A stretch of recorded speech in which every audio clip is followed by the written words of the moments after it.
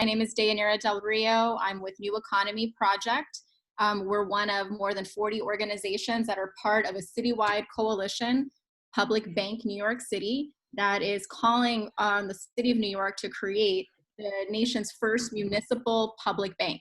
We're going to get to what that means in just a minute, but just wanted to do a little bit of framing and let everyone know what we're doing today. So this coalition has been around for a few years now, working on this notion that the city of New York, which is obviously has an economy bigger than the size of many states, we need to have more control as a city over where our public money goes and what it's put to work to do.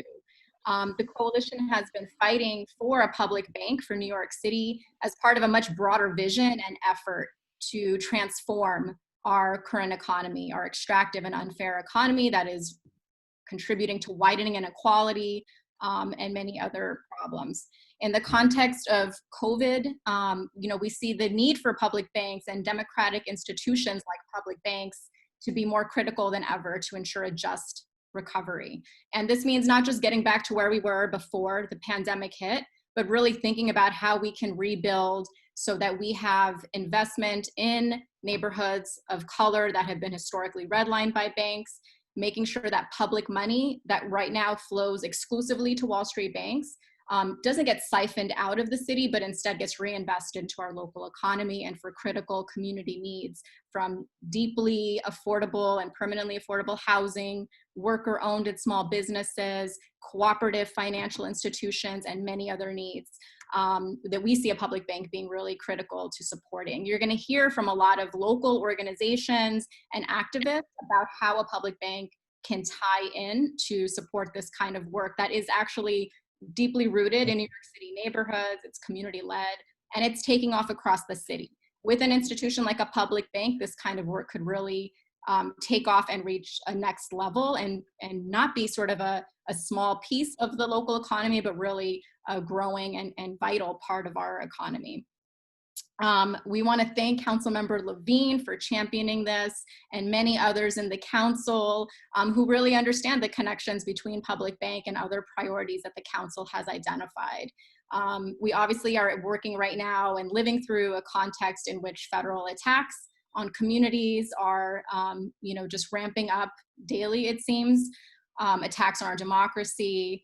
And we really feel like, a public bank is one of many ways that New York City can take bold action to shore up our local institutions, our local neighborhoods, and really be a force against what were, these attacks at the federal level, dismantling federal regulations that are supposed to curb banks and predatory actors, and so on. So what is a public bank? Let's just make sure that I'm going to do a little level setting and then turn it over to others. But we just want to make sure that this part. So a public bank is, as it is a financial institution that is created by the public. In this case, it would be the city of New York, creating a municipal public bank that would be chartered to serve the public, accountable to the people of New York City. And unlike a private bank, right, we have private banks that focus on maximizing profits for their shareholders and executives. A public bank would be mission-driven to put people, communities, and the planet first. So every year, New York City collects tens of billions of dollars in public money, revenue from taxes and other sources, that it uses to fund public services. That money right now is placed on deposit with Wall Street banks. And these are the same banks that redline local neighborhoods and have long done so, that have financed fossil fuels, real estate speculation, and many other destructive industries that actually harm New Yorkers in our neighborhoods and our planet. So a public bank would not only allow New York City to invest in all of our local neighborhoods in all the ways you will hear about today, strengthening our economy, advancing racial and neighborhood equity, but it would give New York City the ability to divest and pull its money out of Wall Street banks that are harming our city and are contrary to the values that our city holds. So we're here today to talk about the launch of a legislative package that is going to pave the way to a public bank in New York City. We're thrilled about the momentum locally and nationally. We think and hope that New York City should be the first, and we hope it will be the first to establish a public bank. there's momentum all over the country. Without any further ado, I just want to run through a couple of quick logistics that I forgot. I'm so sorry. So one, I think I'm modeling poorly here. We are doing simultaneous translation in Spanish. So don't do what I just did, and please speak slowly. Second, we have a chat box that we'll be using to share resources. Please take a look. Everyone, media on the that are participating should have received a press release. Maybe we can post that again. And we will have Q&A after the presentation. So if you could hold those, we'll open it up for media and then everyone else. So we're going to hear from some council members and then from some of the organizations in Public Bank NYC Coalition. And so from there, I want to turn it over to Councilmember Levine to share with us more about the legislation and your motivations for public banking. Thank you, De Del Rio. Thank you to the amazing Public Bank NYC Coalition. I am thrilled that we are joined here by so many colleagues. Public advocate Jumaane Williams, national leader in economic justice and all justice. Yes, give Jumaane a round of applause. And we have colleagues in the city council here. We have Councilmember Keith Powers, Councilmember Carlina Rivera, Councilmember Brad Lander. And we also have colleagues from state government, including Senator James Saunders, who's been a huge champion of public banking in Albany, and Senator Brian Benjamin is with us as well. Thank you all so much for joining us. And if I forgot any, we'll make sure to grab you later in the program. Yo sé que hay traducción disponible, pero brevemente esto vale la pena repetirlo en español. Esto se trata de ustedes, no importa el idioma que usted hable. Esto es de crear una institución financiera de todos, de ustedes, el pueblo neoyorquino, bajo su control, por el bien de todos. Así que nos alegra mucho que se han unido a este movimiento. Thank you all again so much for joining us at this moment of crisis in New York City, when the profound inequality of this city has been revealed and exacerbated in a way that we simply cannot ignore. Returning to the status quo is not an option. We need bold new tools to battle inequality, to advance racial justice and environmental justice. And building a public bank in New York City is exactly the kind of bold plan we need. It will tap the potential of the billions of dollars our city has on deposit right now, today, at commercial banks. This is the public's money, and it could and should be invested in our communities, in green energy, in worker co-ops, in affordable housing, in community development credit unions. Instead, today, this money, our money, is sitting at institutions which are financing fossil fuel extraction, private prisons, weapons manufacturers, and other harmful industries. Let's put some of these deposits at an institution that is accountable only to us, to the people of New York City. This is an ambitious plan, but it is absolutely achievable. And today we're taking a big step forward by introducing legislation that will give us the critical information we need to move ahead in this project. Clear reporting on just where all of our money is sitting right now. So we have two bills we're introducing later today at the council stated meeting. Intro 2099 would require the city's Department of Finance to submit a quarterly report with the average daily balances, interest rates, and fees for each of the city's depository accounts. Intro 2100 would require the city's Office of Management and Budget to produce a quarterly report on accounts at non-depository institutions, including money market accounts and bond issues, with reports on balances, returns, fees, and a variety of other costs. We need this information. The public should have this information, so we understand where our money is and what it's costing us. This is a first step. We're working with our partners in the Senate and Assembly to pass state legislation, creating the regulatory framework for New York City to establish a public bank. And stay tuned, more bills are coming in the City Council. If they can do this in North Dakota, and yes, they have done this in North Dakota, we can do it here, and we will. Thank you very much. Back to you, Day. Thank you, Councilmember Levine. We know that Councilmember Powers has some time constraints, so we'll turn it over to Councilmember Powers next. Thank you. Thank you for squeezing me in. And thank you to everybody for being here today. And thank you to my colleague, Mark Levine, who always seems to have the good legislative ideas here in the City Council. So thank you for his work here. I know he's been working at this for a while, and so great to see city and state colleagues to be here today.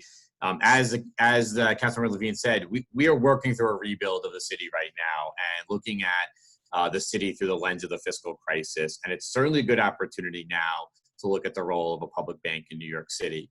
And I know that at the state level, they've been looking at this for a little bit longer than us, but this is a great step here to take a look at public banking through the lens of the fiscal crisis and to get a sense of how and what role it would play in the city. But we know that whether it's funding public infrastructure or curbing predatory practices or providing banking for new areas that might need it in other states, when they've legalized marijuana, they've found that it's been hard to bank, or even just ensuring that areas that have been traditionally underserved have an opportunity to be served through a public bank. There are a lot of good reasons to think about why we should move forward this legislation here today. So today we're starting that process with two bills that will give us clarity about the city's current banking practices and allow us an opportunity to begin the conversation around what public banking is and why we might need it. And I thank you for starting this off with explaining it, because I think people do need to kind of start understanding it. I think this is a good entry point to begin this conversation around that. So I'm really excited to be a co-sponsor of this legislation from the outset, joining many of my other colleagues around here today. I know Councilmember Levine will work diligently to get these bills passed before he exits us in the City Council. So please support both bills 2099 and 2100. And let's not wait until 2099 or 2100 to pass these bills. Let's try to get them passed sometime in the near future and begin the process. And I know you all like that really bad joke. So thank you, everybody. Thank you for letting me be here today. Thank you, Councilmember. We're thrilled to have our public advocate, Jumaane Williams, join us and for his past support of public banking. Please take it away.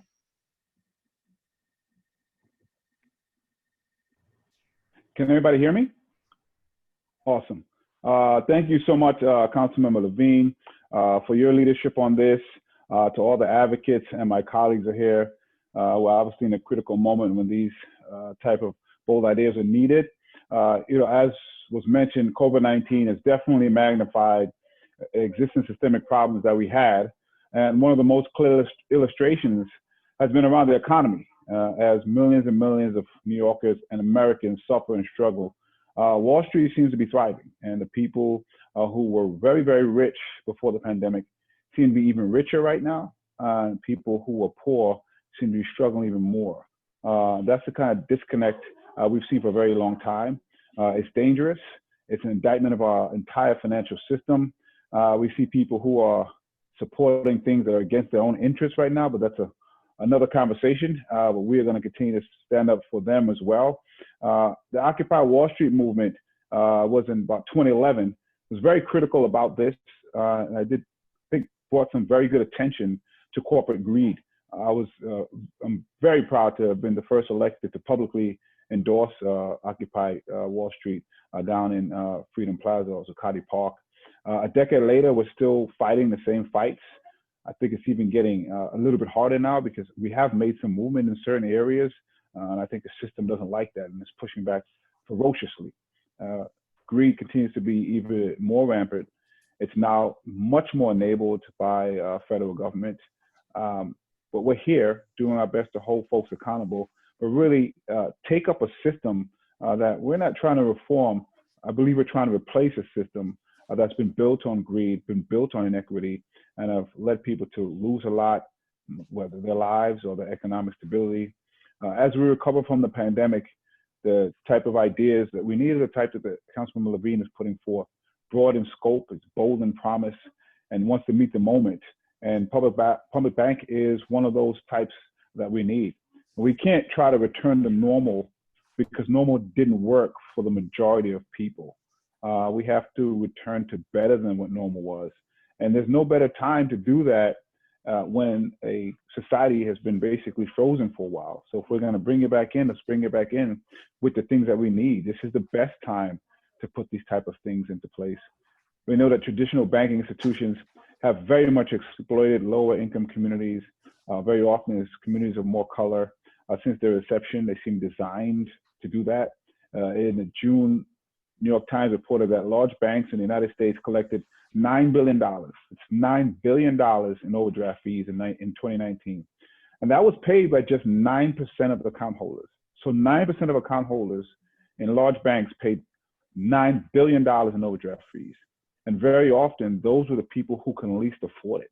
Those are the people who are being exploited, who are helping make most of this money for people who really have an obscene amount already.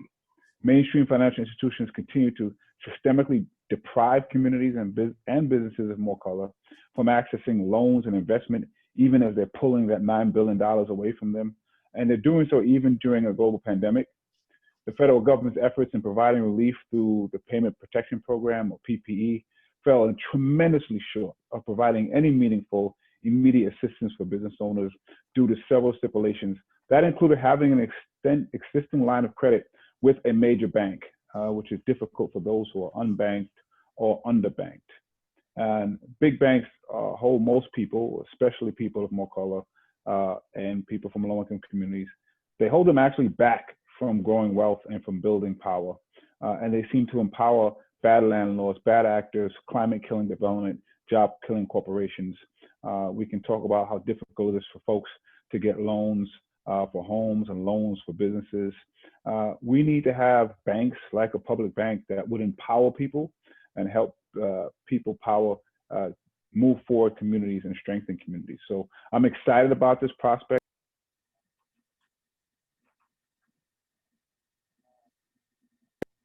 Am I back? You're back. All right, so we've seen what local credit unions and smaller community banks are able to do in communities, and how much more would they be able to do if they had the power that we're talking about in a public bank. So this is the way of the future, only if we actually want an equitable and just society. If we don't, what we're doing has actually been working quite well. So I know there's a lot of people who want to keep that in place, but I'm proud to be on a call with a lot of people who want to lift up what most folks say they want, which is an equitable and just society. A public bank is a great way to do that. So I'm proud to be on here, and I'm going to do what I can to support this. So thank you again, Councilman Levine, for your leadership, all the advocates, and all of the elected officials. Peace and blessings. Love and light to everyone. Thank you, Public Advocate. Great. Well, we're also, as you heard, we're able to be joined by some of our state level champions for public banking. And we want to introduce next Senator Sanders, who has introduced legislation that would actually streamline and pave a way for public banking in New York City and cities around the state by creating a pathway for chartering that would be specific to public banks, public institutions, wouldn't force, for example, the city of New York to try to use our existing kind of corporate bank structure to achieve public aims. So Senator Sanders, please welcome and thank you for joining us. It's a pleasure to be here. Did you think that we in the state would let you guys have all of the fun? You guys are up here trying to make a just and fair place. Absolutely, we're going to get into this. Now, I'm no Senator Benjamin, but I will tell you this, my friends. I will say that we in the state are going to be full partners with you here. So as we've been partners in days going by, we will continue. To Councilmember Levine and to all of the good people there, like the Public Banks NYC Coalition, the CWA, I mean, if I just started the list, that would take a half an hour of all of the guys who are always on the right side of the barricade. Whenever there's an injustice, you can always count on some people who will be there at the right side. And we find ourselves in two historic injustices. We are in a double pandemic. We all know about the pandemic of the coronavirus and may that illness be pushed away, not swept under the rug like we're trying to do in DC, but truly pushed away and vanquished. But we've also got a pandemic that's been going on for 400 years, the inequality of wealth. This one is coming to the forefront, and we need to do some work on it. And these are bills that can do something. You see, in this business, the best disinfectant for any type of corruption is sunlight. We need to put sunlight on where the people's monies are going. The best disinfectant that we can absolutely have is to have sunlight. Now, who would argue with that? Who would argue with the people of New York not knowing where their tax-paying dollars are going? Why? Every conservative on this call should be in the front of this battle, and I'm sure there are billions of conservatives on this call, and you know, they should have to push out everybody else, because they should be the first ones talking about, we need to know where the people's monies are going. Now, we're in a strange day. On one hand, we have many parts of America that are going down the drain, don't have money to buy food, really have finding themselves in a really crisis of untold proportions. But I'm sure that everyone here knows that the top 1% has made $77 additional billion since the beginning of March, when this pandemic started. So everyone is not suffering, my friends. Everyone is not doing badly. Even as we speak, New York State has a shortfall of $15 billion. Now that's coming at all of us. And the question becomes, who's going to pay? Are we going to totally shred the social safety net? Are we going to tax the poor, working and middle class out of existence? Or are we going to ask those who've made so much more to take a few pennies off the top and make sure that the rest of us have something to eat? It's W.E.B. Du Bois said it best. He said, before anybody has cake, we all should have bread. So with that being said, elected officials have a responsibility to know where the money is going, and New York must be New York for everyone.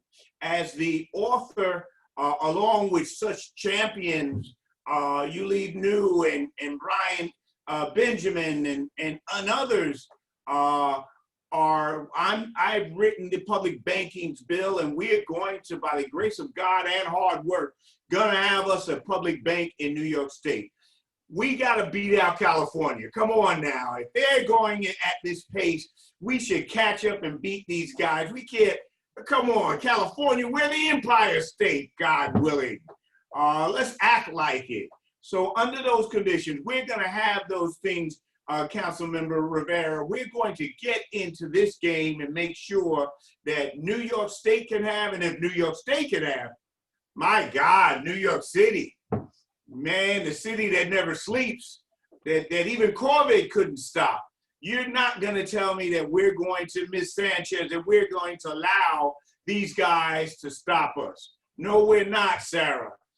We fought too long and too hard for this. So having said those things, Councilmember Lander, who I'm overdue to speak with, and so are you, Tiffany Caban. Having said those things, I'm going to turn this thing back over to you guys. And you see, that's the Blue Nile in back of me, and I may just take a swim. But first, we're going to get these two bills passed. I congratulate you all. I look forward to it, Linda, and I'll see you again on the right side of the barricade. Thank you. Thank you, Senator Sanders. We're so thankful to be joined by so many electeds here today from the city and state. Senator Benjamin, please, we welcome your remarks. First of all, thank you, Day. Thank you to the New Economy Project, Councilmember Levine, for always bringing great bills to the floor. I mean, this guy always is bringing great bills to the floor. You make us proud uptown. First of all, I never like speaking behind Senator James Sanders. You all see why, but I will do my best and I'll be brief at it. You know, in addition to the comments that have been made, I want to talk about one thing in particular, and that is our Black and brown small businesses. You know, in addition to being underbanked and unbanked, we're also underfinanced in neighborhoods like Harlem and Washington Heights and others. And what I really hope for in the public bank, which is why I signed on to support this with Senator Sanders, is that we can put that to an end. You know, Dave, you mentioned the language of racial and neighborhood equity. We cannot talk about racial and neighborhood equity without talking about access to capital. We cannot do that without talking about low interest loans, and in some cases, forgivable loans for things like homeownership to help small businesses grow. I cannot tell you how disheartening it has been for me with COVID running rampant, that a number of my small businesses on 8th Avenue and on 7th Avenue and on Lenox Avenue had to close, not because they didn't have great products, not because they didn't have a good business. They had to close because they did not have the capital to withstand wading through the COVID crisis. And there are other businesses who, because they had the financing, because they had the capital, they're still opening. And then when we get on the other side of COVID, they're going to grow and thrive. That is something that we have to do away with. We cannot be relying on the federal government to give us PPP loans, maybe, maybe not. We cannot rely on private banks to do something that is a public good and a public need. And so for me, a public bank helps to address that issue. I am standing shoulder to shoulder with Senator Sanders. We're working on getting as many of our colleagues on board, because this is really about it's an equity issue in addition to any other issue. And if we're going to be serious about Black Lives Matter, we're going to be serious about Black and brown empowerment, we have to be serious about a public bank. And so I'm here to stand with all of you on this call to help make that happen.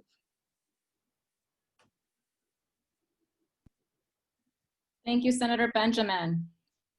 Great, let's bring it back to the city, and I want to invite Councilmember Rivera to please share her remarks, and just thank the Councilmember also for her championing of community land trust and deeply and permanently affordable housing in the city, which is absolutely something that the public bank would support.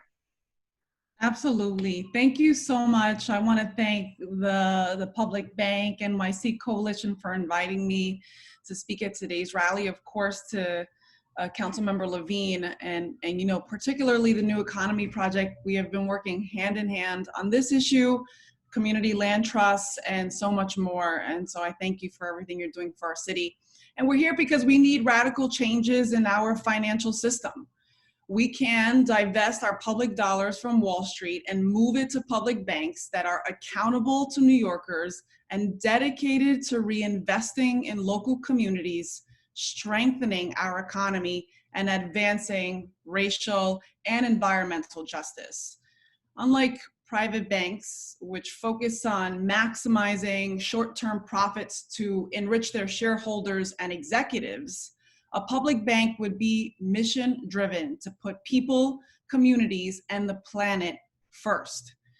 As the COVID-19 crisis exacerbates inequities, many of which you've heard from some of my amazing elected colleagues, New York City must take bold action. We have to transform our economy and advance racial and economic justice in a real way, and these bills are a tangible action that we can take. New York City needs strong institutions like public banks to ensure that there is a just recovery and a future for all New Yorkers. I've seen firsthand how community banking can be essential to our communities. I see Linda's here from the Lower East Side People's Federal Credit Union, and I thank her for her years of dedication to that institution. People's is where I have my personal account. I also maybe might even have my political account there. But the point is that this institution has helped so many in our community get access to capital and support that they would never have been able to secure otherwise. So a public bank would invest even further in neighborhood-led development to support truly affordable housing. That's housing for low-income families and good jobs, living wage jobs, renewable energy, and more, meeting that critical community needs that we have and strengthening our ability to withstand future crises. Public bank would partner with community-based lenders like our credit unions to deliver responsible financing and emergency funding to small and worker-owned businesses, including MWBEs, who we know are struggling more than most small businesses right now, and of course, all of those hardest hit by COVID-19.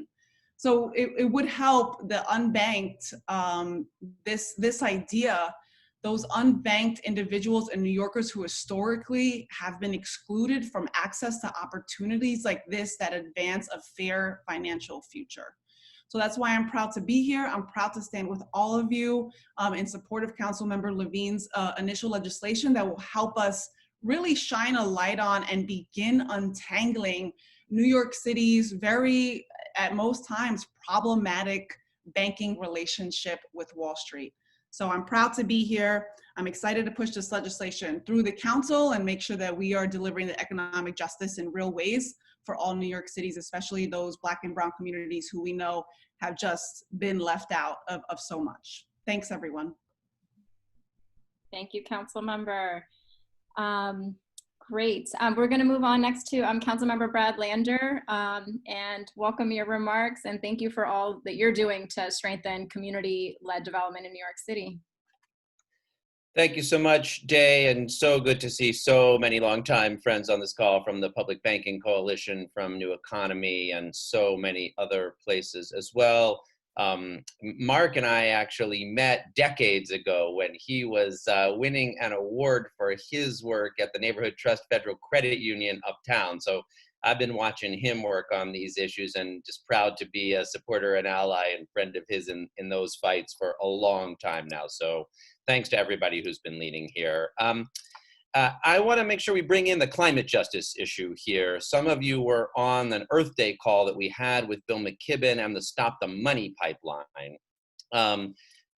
You know, we are seeing in the COVID crisis what happens when we are short-sighted and do not do the work to prepare for a crisis that's coming. The climate crisis we can all see coming, and we know what is necessary to avoid it, and we have not shown the courage to take those steps.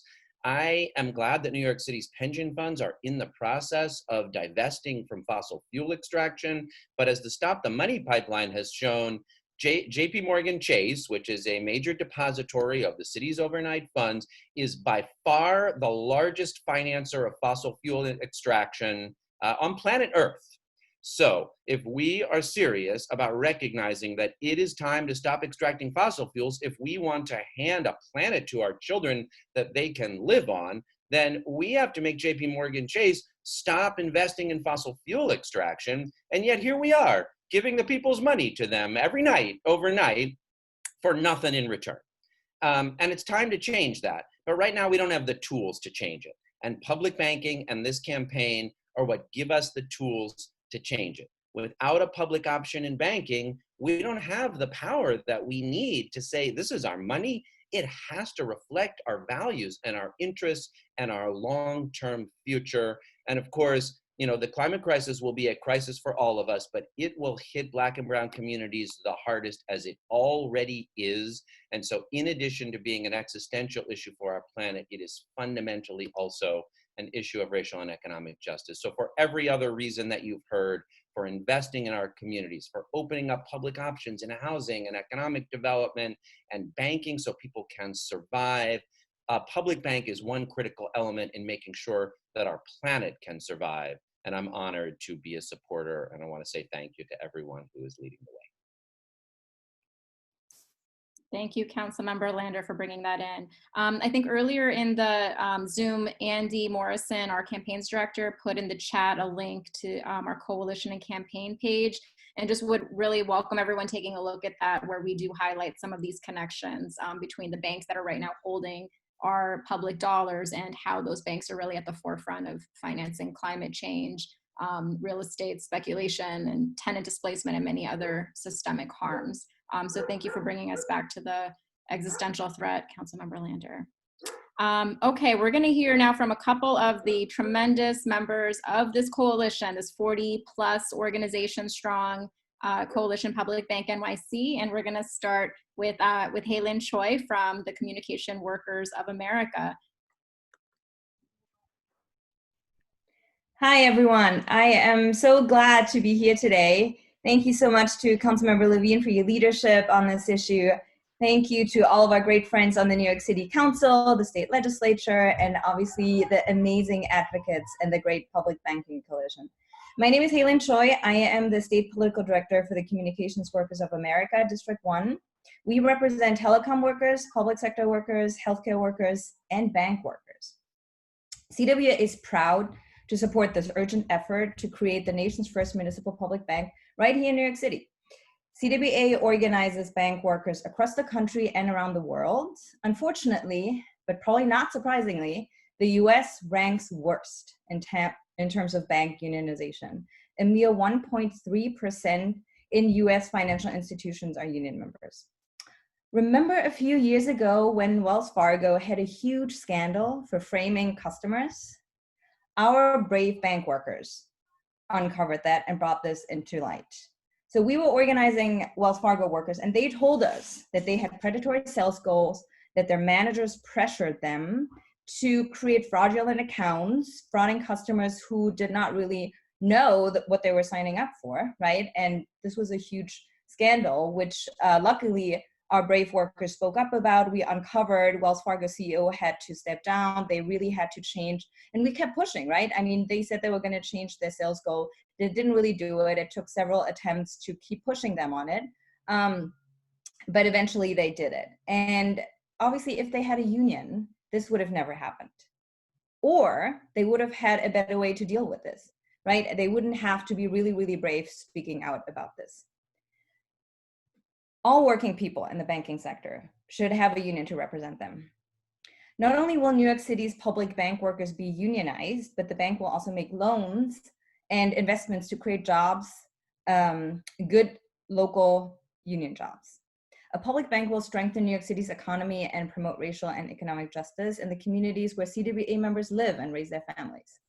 Many here have said it already, right? But I just want to say it again. I mean, think about it. We have an economic system where money makes money out of money. That's just kind of how it works. And it's kind of insane if you think about it, that we don't put our money into an institution that has the greater public good in mind, right? Instead, we put it in institutions that are deeply, deeply flawed. Frankly, most of them should not exist, right? And that have gotten us into trouble several times. And they do not have the greater public good in mind. Quite the opposite in many instances. We need our money to work for us. Through public banking, we can reinvest billions of dollars of public money, our money, into economic development. Many folks have mentioned all the great initiatives this could and should support, right?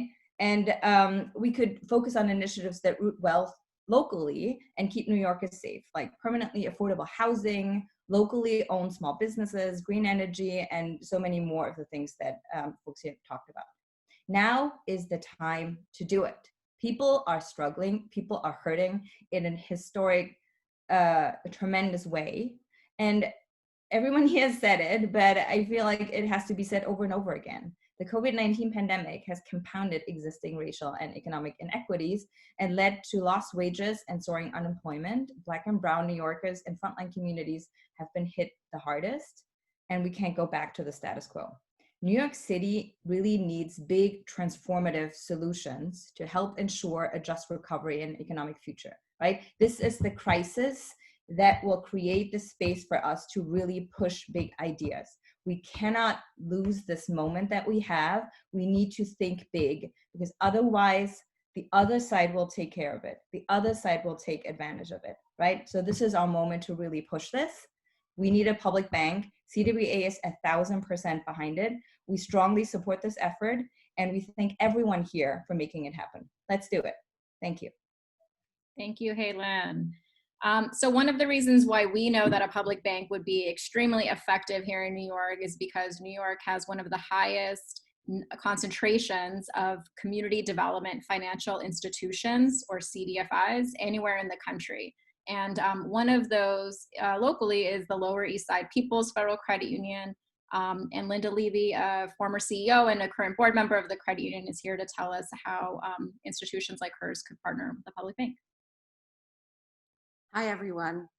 It really is very exciting to be here today and to have these bills finally being put out, because for some of us, we've been working on trying to get this public bank off the ground for a couple of years now, and this is just a really great thing. And it's so exciting to see so many of our council people and our state senators also supporting this. The Lower East Side People's Federal Credit Union is a $70 million credit union that has branches in the Lower East Side, East Harlem, and Staten Island. We've been around since 1986, and over those years, we've been struggling to change the status quo. We have been struggling to serve our members and our communities.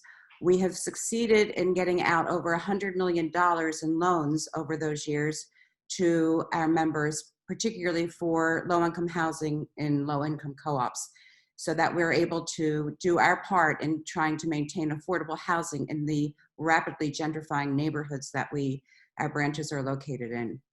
However, we totally support the public bank because we recognize that our capacity is very small.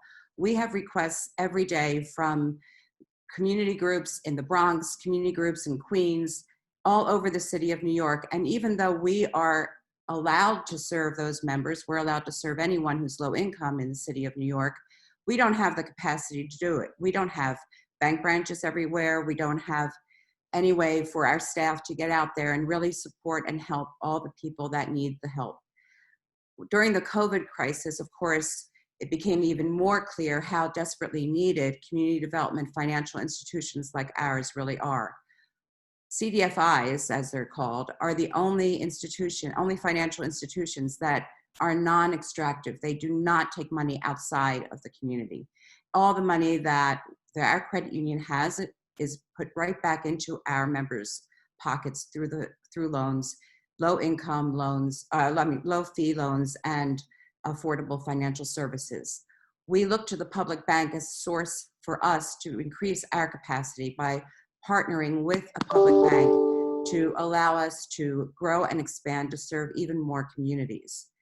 One of the things that we were able to do in COVID, for example, is that without any edict coming from any government offices, we were right away telling our members, don't worry about your loan payments. Don't worry, we can give you forbearance. We can work with you. We can try to renegotiate the terms. We don't want you to get into trouble. This is what our philosophy has been all along. Our member businesses were able to come to us and get the PPP loans very, very quickly. We were not giving out PPP loans to multi-million-dollar companies as the banks were doing. We gave our PPP loans to the local businesses that support our communities.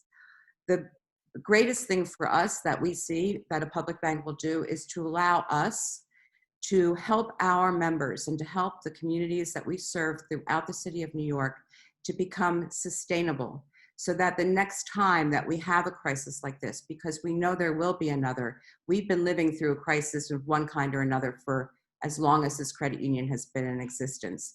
We need our communities to become more resilient and more sustainable, and we know that the public bank will help us to do that. So I really am very, very grateful, and I want everyone to realize that while these bills may seem like just tiny steps, we absolutely need to know first and foremost where our money is going right now. And once we have that, we'll be able to really start to put together the public bank that our city deserves.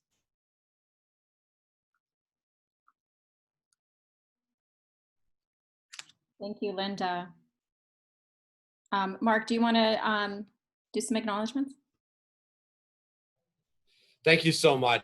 And since I'm following Linda, I do just want to acknowledge the incredible impact that community development credit unions have had for decades in New York City's communities, low-income communities, Black and brown communities, Lower East Side, People's Federal Credit Union, Brooklyn Cooperatives Federal Credit Union, and Uptown, our own Neighborhood Trust Federal Credit Union.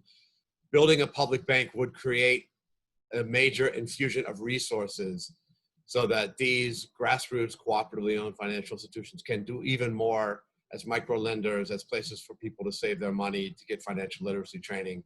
So this is a model that will empower the groups on the ground that are doing this work. I also want to acknowledge a couple more people who have joined us. Very exciting. We have 2 city council candidates. We have Tiffany Caban from Queens, who I think we might actually be able to hear from in a minute, and Pierina Sanchez, who's a city council candidate from the Bronx. Tiffany, if you're available, we'd love to have you say a few words right now.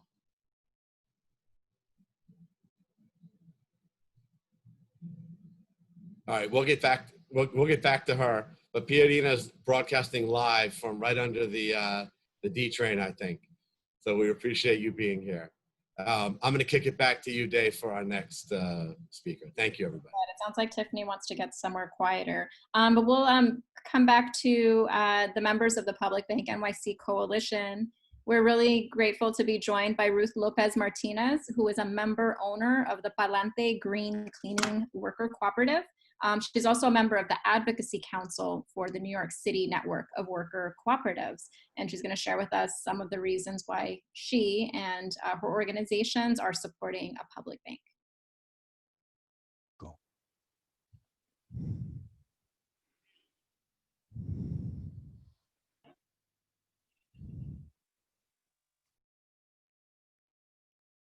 And thank you, Felix, for helping with interpretation. Felix, if you could ask her to unmute, she should be. Oh,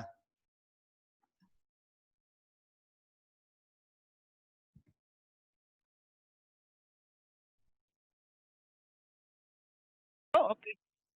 Okay. All set.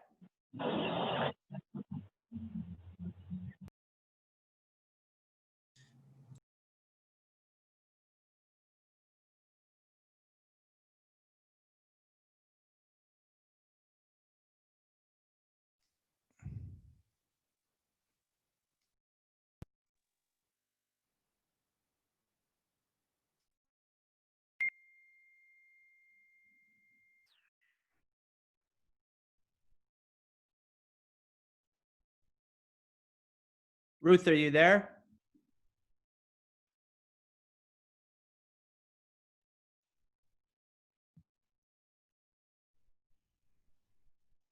It seems like we're having a little problems connecting to her, so we can move on and we'll get back to Ruth.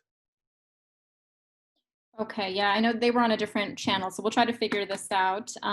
So let's move on. We're joined by several other members of the coalition, and we have here joining us today Winsome Pendergrass, who's a member. ¿Y ahora? Oh, sí, la escuchamos. ¿Sí? Perfecto.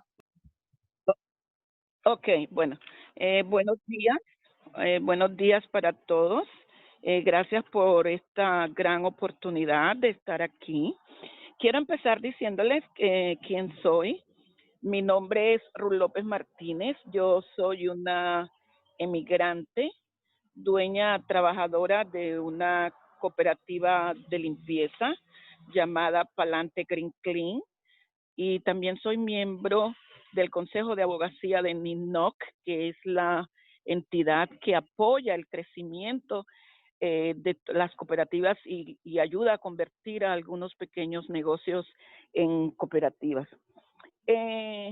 Yo estoy muy agradecida con la vida que me haya dado la oportunidad de pertenecer a una cooperativa donde puedo ser dueña trabajadora de mi propio negocio y de ser mi propio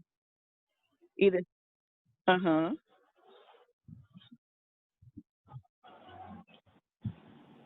So my name is Ruth Lopez, and I want to first of all say thank you for allowing me to be here today. I am an immigrant worker owner of a co-op, Palante Cleaning Services, and I'm also member of the Advocacy Council of NYC, which is an organization that supports and grows co-ops and small businesses into becoming cooperative. So thank you for inviting me, and I wanted to just speak a little bit more why this is so important to us. Estoy muy agradecida realmente de ser propietaria de una cooperativa donde puedo ser una dueña trabajadora de mi propio negocio y yo misma ser mi propio jefe. En los últimos 6, 7 años, las cooperativas junto con los pequeños negocios en la ciudad han aportado soluciones a cada uno de los problemas económicos y de trabajo de los inmigrantes por la falta de oportunidades y la falta de trabajo pues que hay en la ciudad. I'm really grateful to be a worker owner of a co-op, and it gives me really pride to be able to do it. And in the 7 years that I've been doing this, I've seen that co-ops and small businesses have done a substantial economic support for immigrant communities and other communities that are disenfranchised. Sin embargo, a pesar de que las cooperativas, al igual que los pequeños negocios, han tenido muchos problemas, hemos tenido muchos problemas como consecuencia de la pandemia. Hemos perdido nuestros espacios físicos, hemos perdido clientes y por consiguiente, pues nuestra economía está muy debilitada. Y esto incluye a mi cooperativa Palante. En esta zona de Queens vemos todos los días pequeños negocios cerrados, cooperativas que han tenido algunas que cerrar momentáneamente para tratar de encontrar un...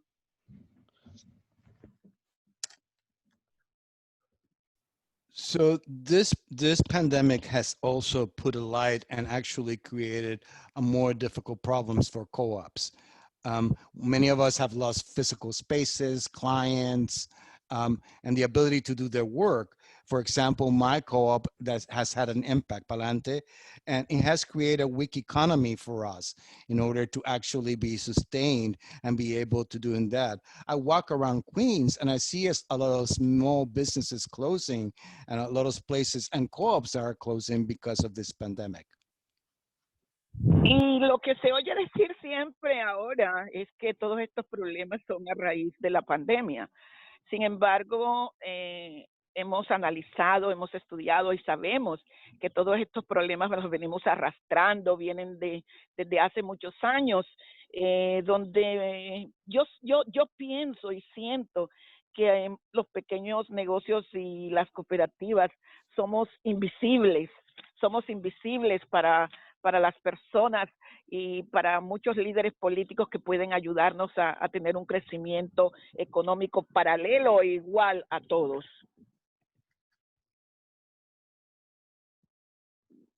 So I want to highlight that this is not, it seems to be that this is a problem of the pandemic, but in all truth, this is something that's been going for a long time.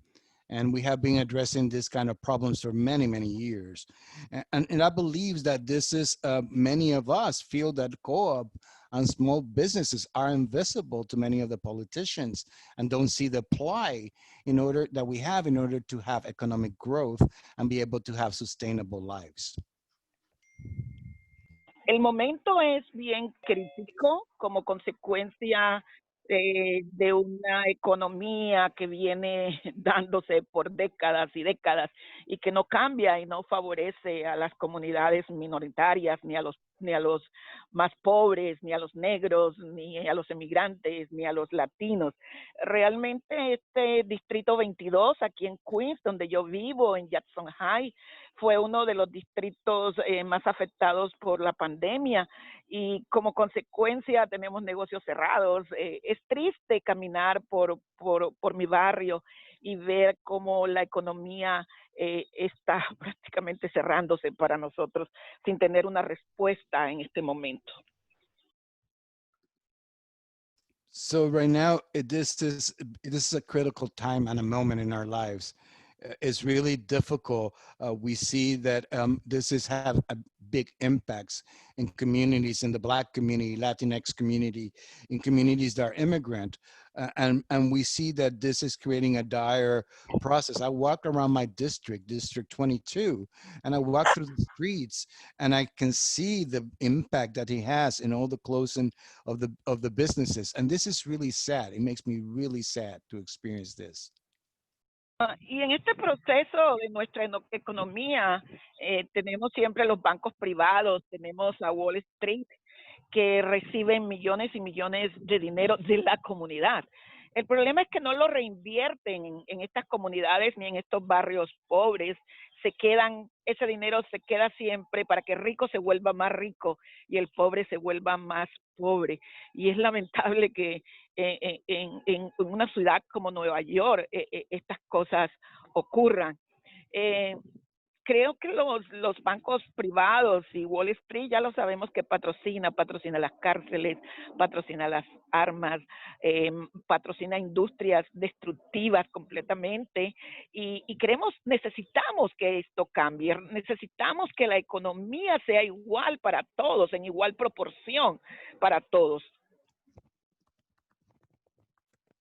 So we understand and we know that private banks and Wall Street are not reinvesting back in our communities, that the money doesn't come back to the people who need it. And, and the private banks only just do this to take advantage of the money that our communities put back into it.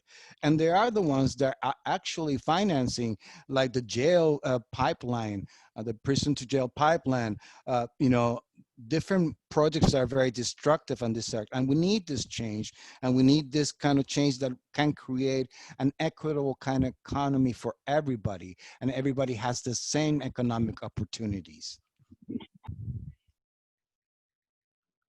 Great. Thank you so much. Gracias, Señora Martinez. We're running a little bit behind, and we have a few more speakers from the coalition as well as a few others. I just want to say we are going to have a Q&A at the end and hope that everyone can chime in then. I know Tiffany. Yes, exactly. And Dave, if it's okay, I just want to acknowledge we have another city council candidate here from the Bronx, Michael Belzer, and we're happy about that. And Dave, please, you were going to cue Tiffany Caban. We'd love to hear from her. Just keep it to some brief remarks, and then we'll get through the rest of the presentations and then open it up for Q&A. Yes, thanks for having me, all. It is incredible to be here with you. I'm going to keep it super, super brief because y'all are getting it done. For me, at the core of fighting for racial, social, and economic justice is transferring power back to people. And public banking is such an important strategy in that, essentially divesting from the systems that have continued to marginalize, particularly our Black and Brown and immigrant, low-income communities. So I am super proud to be in this fight with y'all and look forward to continuing this work. Thanks for being here. Thank you, Tiffany. Great. So Winsome Pendergrass with New York Communities for Change. Are you still, there you are, yes. Yes, I am. Hello, hello, hello, beautiful New Yorkers. How are you doing? So looking back to the history from the Spanish flu, I have to wonder if there were a set of guidelines on how to move forward. How did the government, the people of that time lift themselves up? Did they follow a set of rules and order? Now to this pandemic, COVID-19, what, how, when are the questions our generation is asking, but now is the time. Long before the pandemic, we have been struck in a housing and homelessness crisis. As a delegate member of NYCC and Housing Justice for All, before the pandemic, we know that there were 92,000 homeless people in the city of New York. The pandemic has struck. The homelessness crisis is about to blow up in our faces. NYCHA is on life support. All these crises were made possible because of Wall Street. The big banks, Wells Fargo, JP Morgan, just to name a few, are the entities that enables the landlords to continue the practices of evicting tenants and raising rents high beyond the scope of our pockets. Wall Street Bank finances landlords who are on the worst landlord list. Landlords who have history of not repairing their buildings, of mold, lead paint, asbestos, etc. Our tax dollars shouldn't be invested in banks that take away homes from us or cause our children to be sick. I work in the healthcare sector as a CNA or private aid in people's home. If I can pay $2,000 a month for rent every month, why can't I get a mortgage for that? A public bank would not give our loans to bad landlords. A public bank would ensure that everybody, every tax-paying citizen has a home. We can decide together how our public dollars should be spent. A public bank would help people to build generational wealth so that our race can grow and operate as a strong, proud, conscious group of people. So as it has always been said, it's London, Paris, New York, Milan. That's what the slogan says. Let's do it, New York. Let's do it, and let's do it now. Within the West Indian and African or people from the diaspora who are living right here in New York City, we always develop a saving strategy for ourselves, whether we call it the strong box, the Susu, the partner. And that is some of the reason why some of us from the Caribbean or, other Central America, that's how we survive. That's how we look as if we are thriving. Because no matter the pressure that is placed on us, we always find a way to put away that extra $100 or $200 together collectively within groups. And so we can use that money. Some people, we lean on each other. 20 people comes together and put $100 per week. And we add that up and maybe be able to pay down on a house or even to build a house back home or whatever. But it is time for people to be progressive and to look down the road and to realize that we need an entity that is going to be for us, have our interests at heart, and to help us to pull forward and to put our children. Right now, if we're not even thinking of ourselves, we got to think of our children and our grandchildren, what we are going to believe in for them, what we are teaching, instilling into them, and showing them how to stand up for themselves. So, let's go New York. For those of you who know me, I have a big mouth. I'm always out there with the bullhorn with NYCC. So I will be out there with the public banks too. Let's do it. Thank you, Winsome. Sorry, pausing for a 6-year-old interruption. Great, well, we have a couple of other members from the coalition set to speak. Giovanni Piquant is a member of NYPIRG, New York Public Interest Research Group, and also a student at City Tech. So Giovanni, please take it away. Hi, everyone. Thank you for having this press conference. Thank you to Councilmember Levine and everybody who's here today. It's an honor to be here as a NYPIRG State Board representative and also a student at the City University of New York, the heart and life of New York City.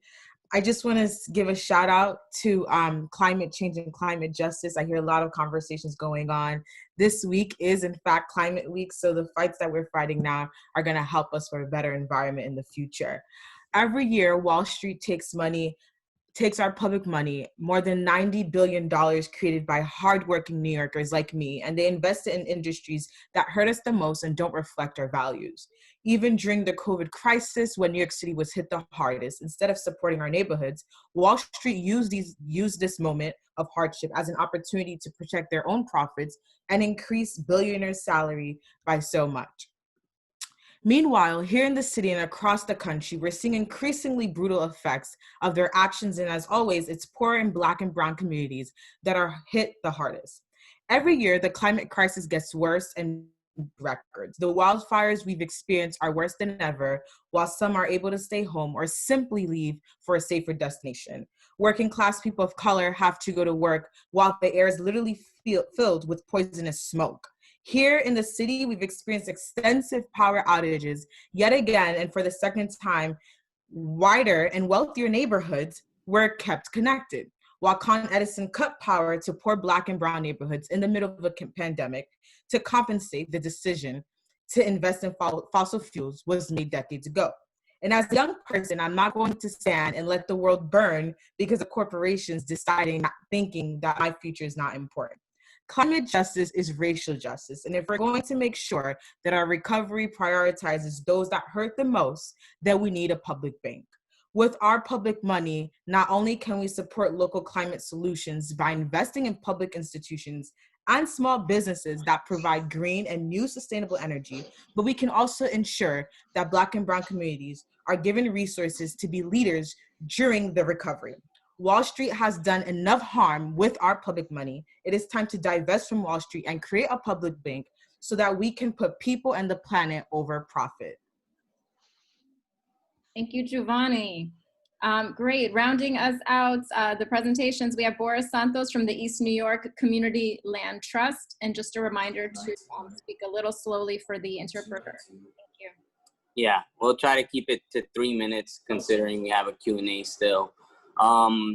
Good late morning, early afternoon to everyone. My name is Boris Santos, a member of the East New York Community Land Trust, a steering committee member. Full disclosure, I am also a member of the Democratic Socialists of America Debt and Finance Working Group, but have my East New York COT hat on for this call. Just like to operate with transparency as we ask all private and public entities to do so, which is why we're here as well today. So what do we know? We know that as of 2019, the New York City Banking Commission, which consists of the mayor, comptroller, and the commissioner of the Department of Finance, has approved 29 banks that the city can bank with as a depository institution.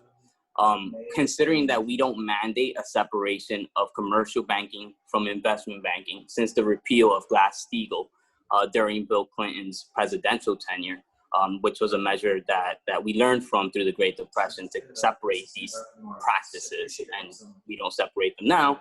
Right, these 29 designated banks could technically leverage any deposit the city makes in them for investment purposes. And as Giovanni alluded to, we're talking about $88 billion for this city budget this year, or fiscal year 2021, and upwards of $90 billion, right, is what we're talking about the city budget, which can be deposited into these 29 designated banks. That can be leveraged for investments. And some of these private banks, as was alluded to on the call, have already invested in harmful, detrimental things, such as fossil fuel infrastructure, and etc. Councilmember Levine's bills will allow the public to easily access the depositories the city makes within those designated banks through the mandate of quarterly reporting. We know that Black and Brown communities like East New York have historically endured the biased, discriminatory, racist banking practices such as redlining from private banks. And although these city bills don't establish per se a public banking, they are part of the overall work to help us get us there. And we will be following up with a series of more bills. And look, if we had a public bank, we will be wanting it to act in a transparent way and mandate that it publish when the city or any public institutions has made a deposit in it. But however, I look forward to our city having a vibrant public bank that can compete against these private banks and can help us to undo these historically disastrous banking practices. We need a public bank to allow city deposits to be leveraged for public purposes like the acquisition of land and development of deeply affordable housing that would go into a COT. We need a public bank to be able to invest in individuals and workers that are left out of the economy through no fault of their own, like the undocumented, like worker cooperatives that are restricted from receiving loans or overall help from private banks. CDFIs are helping out there. But imagine with the backing of a public bank, even great. To summarize, we need a public bank for public banking purposes. And I, the East New York Community Land Trust, looks forward to continuing to fight with everyone on this call and beyond for the establishment of a public bank. Thank you to all. Thank you to all the electeds for being on and being supportive. We look towards you as well. And thanks to all the organizers who have thrown down their labor and in some cases volunteer labor on this very important issue. Thanks, y'all. Thank you, Boris. Thanks again to everyone in the coalition and the council in the New York State Legislature for those great comments. We're going to open it up now to some questions, and we can start with media. Any media? Hello guys, how's it going? My name is Winthrop, and I'm Councilmember Levine's Communication Director.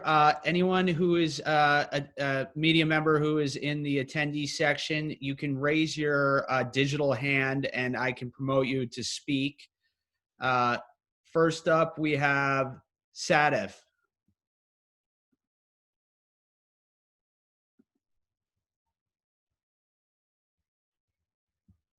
Are we there?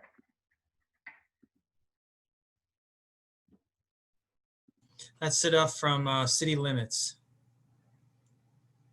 Great, thanks for joining. You may ask your question now.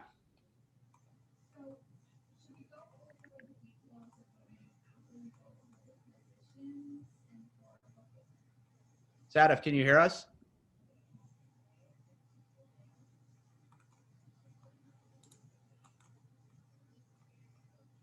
I guess we will try to get back. Does anyone else have any questions in the attendee section?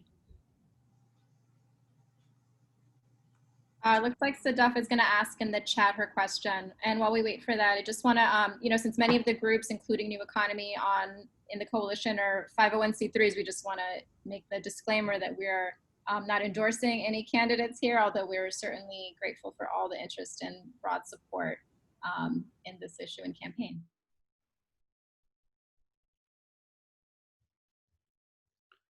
Great. Any other questions? You can raise your digital hand.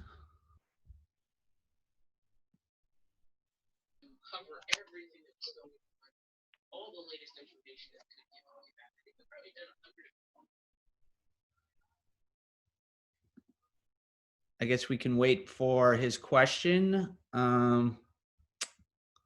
Anyone else?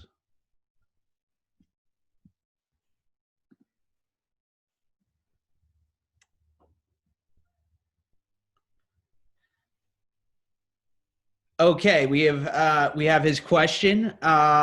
It's her question. I'm sorry, her question. What steps would be needed to make a public bank a reality at the city, state, and national level? What challenges do you expect to face at those levels? It's not directed at anyone, but maybe we'll pass it off to Councilmember Levine. I'll just say very briefly that we're going to need partnership with leaders at the state. We need legislation to move in Albany that would authorize local governments like New York City to create a public bank. We have legislation in both the Senate and the Assembly, which is moving, and this coalition is engaged in an active organizing push behind them. But we need to work simultaneously in New York to build the foundation here. The bills we're introducing today are an important first step by gathering the information we need. So our plan is to move full speed in New York City to start to build support for this project, to build the infrastructure for this project, while also supporting our colleagues at the state level who are going to need to enact legislation to authorize this. I don't know if Day would like to expand, or Andy, on that question. Sure. Can people see me? I'm here, right? Okay. We gotcha. Yeah, thank you, Councilmember Levine. Yeah, I just want to emphasize something Linda Levy said earlier.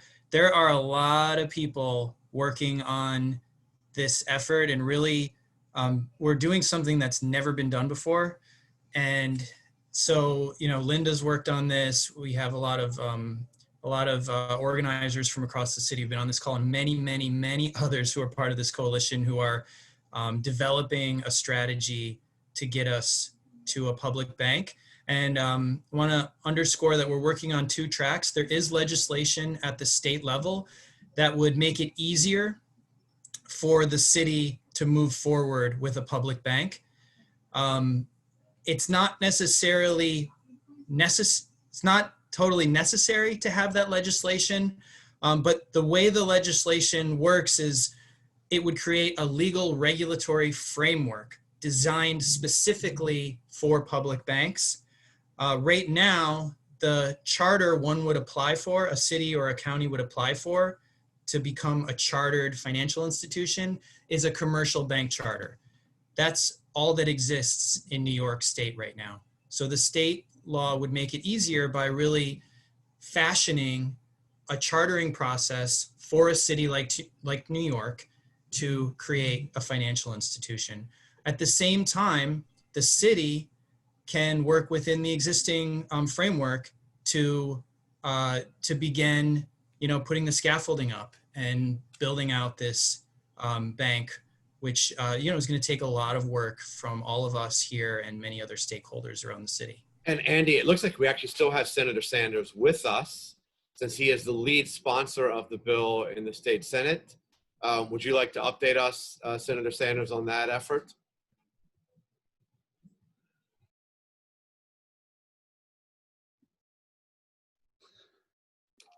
All right, I am unmuted, and I believe that you can hear me.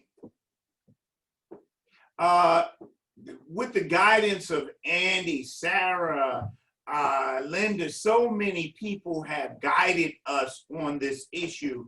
We have gone further than we ever have, Councilmember Levine. We have really moved this issue further than we ever have. And I'd like to just co-sign with everything that Mr. Morrison was saying, that why wait when you can have, but we at the state have every intention on moving this forward. We understand that if ever there was a moment when it's needed, is when we have a historic deficit in New York State and a historic deficit in the nation, and a deficit on the ground that has always been. Yeah, that's historic too. Different history, or perhaps related. And a public bank allows us the opportunity to get the unbanked into the game and to make sure that even as the Federal Reserve and other places are battling over what's left of the CRA, the Community Reinvestment Act, which is another battle, that we can ensure that the people of New York, I am trying to get even more sponsors. We have so many, just about all of the good people that you can think of, but there's always room for more. So you can, one step that everyone can do is to call your representative at the state level and say, are you on it? And you don't want to know why they aren't. You want to know how soon will they get on it, rather than any reason why not. So it's good to be here with such good people like Winsome, and wow, if I started, Olivia, I would just go wrong, Boris. So it's just good to be here with such good people that I've had the pleasure, Ruth, of struggling with to ensure that we do some good things for the people of New York State and the nation and the world for that matter. But let's start with New York. Thank you very much, Senator Levine. Maybe I'm a part-time psychic, I don't know. Council member, don't go anywhere until you get these two bills passed. After that, we can talk some more, but let's get these two bills passed first. Thank you very much.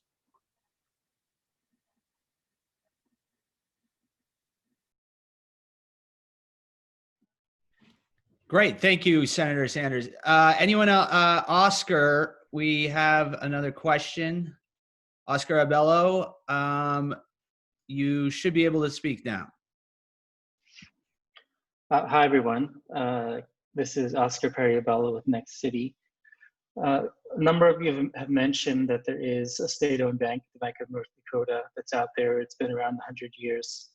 Have you reached out to them to maybe bring some of their folks here, maybe bring some representatives from the Bank of North Dakota, from the Bank of North Dakota, but also the North Dakota banking sector here to help you think through and maybe also talk through some of the stickier questions, like how do you prevent politicians from meddling in bank decisions?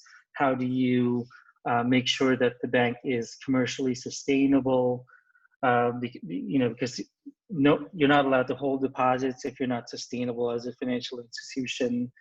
Some of those stickier questions. Also, the question of what does partnering look like with these financial institutions? Because there's while you do need popular support and a lot of organizing to create a public bank, once it's there, at least under the Bank of North Dakota model, you don't actually have anyone any consumers or businesses signing up to actually have bank accounts at a public bank. It's either the state or maybe a city or a county is the depositor. So you don't actually have people signing up for it. So there's sort of an expectations question there of like, once we have it, how does it actually work and what does it look like? So I'm just curious if you've had the opportunity to invite or you have a plan to bring over some of the folks from North Dakota to help you think through and talk through some of those stickier questions.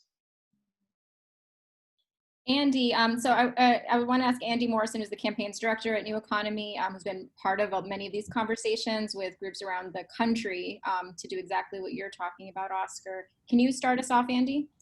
Sure. Yeah, we're in touch with folks around the country, and I know I think probably some folks on this call have met with members of the Bank of North Dakota. I'm seeing Senator Sanders nodding his head, and so certainly we want to learn from others, but it's not just, as you know, Oscar, it's also globally. There are a lot of public banks around the world. Costa Rica, Germany has a widespread network of public banks. And so there's a lot of learning to do. And one of the ways I want to go to Linda too, but one of the things we've done is really, to your question about governance, is try to look at models of governance from other examples, both here and around the world. We've also worked with Senator Sanders in the state bill we mentioned, the New York Public Banking Act, on setting up really strong governance, like a governance floor, so that the bank is insulated from any kind of, misappropriate or inappropriate types of activities. So of course, not something we anticipate, but you have to have those kinds of safeguards. And we also, in terms of governance, we also feel very strongly that there needs to be real community, meaningful community engagement, that the members of the governing boards of the bank reflect the population and the diversity of the city, in this case, New York City. And if you look at the state bill that Senator Sanders has, it says that very explicitly, that the advisory board, the board of directors of the bank, will reflect the racial diversity of the communities in which the bank operates. And so that's fundamental to us as a coalition, something we're working toward. And then I guess in terms of the partnering, and Linda's been very involved in the governance thinking that we've done, but Linda, I don't know if you want to add anything about how these partnerships would work and if there's anything to say about governance. Well, as far as the partnerships go, there's a number of different ways that a public bank would be able to partner with a community development financial institution. For one example would be what we call participation loans. So let's say my credit union, for example, wants to be able to invest in affordable housing development in a part of their community. And that takes a lot of money, and we can't do it ourselves. So the public bank would be able to participate with us so that they could put in a big chunk of the money, while we at the same time would maintain local control. Because when we do a participation loan, we always keep a minimum of 10% and the servicing of the loan for in the credit union. So the public bank would be able to help the credit union to make these kinds of loans, while at the same time the local community would still be in control of where that money is going, because the local community is the one that's in control of the credit union.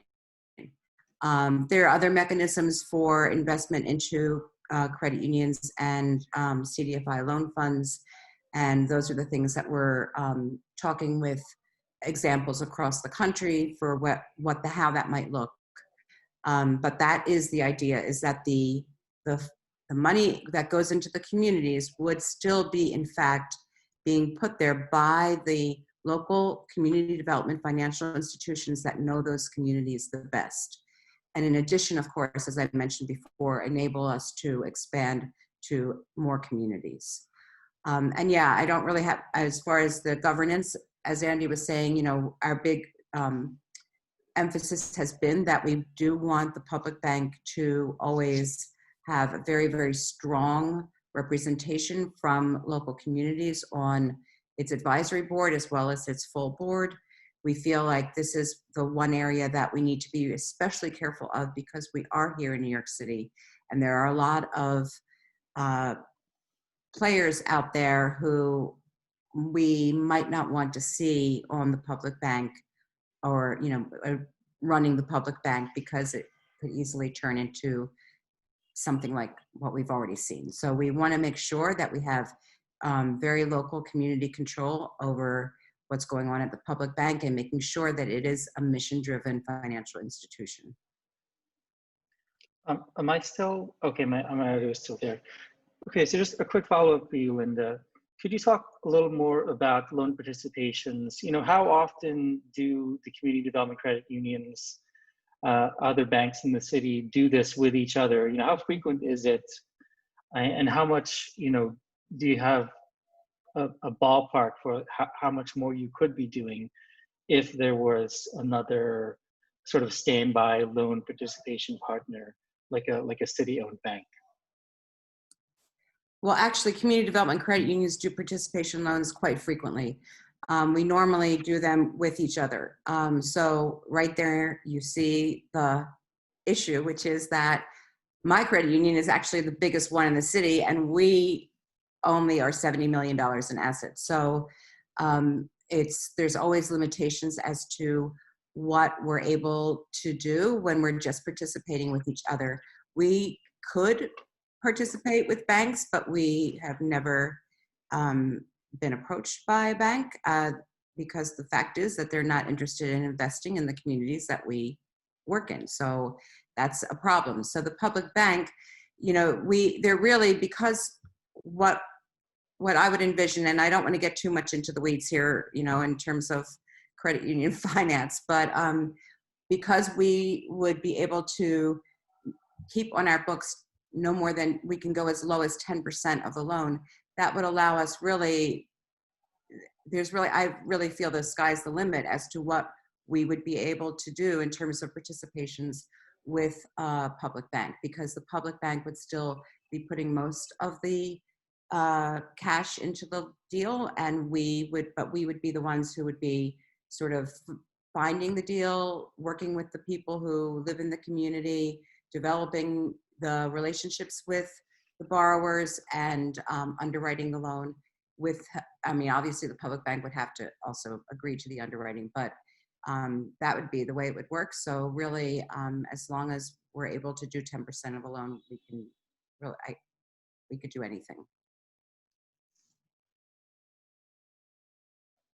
So as hopefully everyone's seen, we have the policy and technical chops in this coalition. We have the broad-based community support. We've got people here from the institutions that we see a public bank truly putting public money behind. So we have the infrastructure here in New York City to make this happen. And, you know, not to forget our electeds, we have public support from our representatives to move this forward. And we're so excited and we're so grateful to everyone for spending the time today. I know that we are at 12:30. So, you know, for our part, we just want to thank everyone for coming out, for participating and learning more, and remind you all to check out publicbanknyc.org to learn more about what's happening locally and get involved if you're with a community group that wants to jump in. And thank you, Wynn, for helping us organize this. I don't know if you want to do any last comments also. Nope, just a great job by everyone, and thank you for everyone who participated. Now let's go get this done. Thanks, everyone.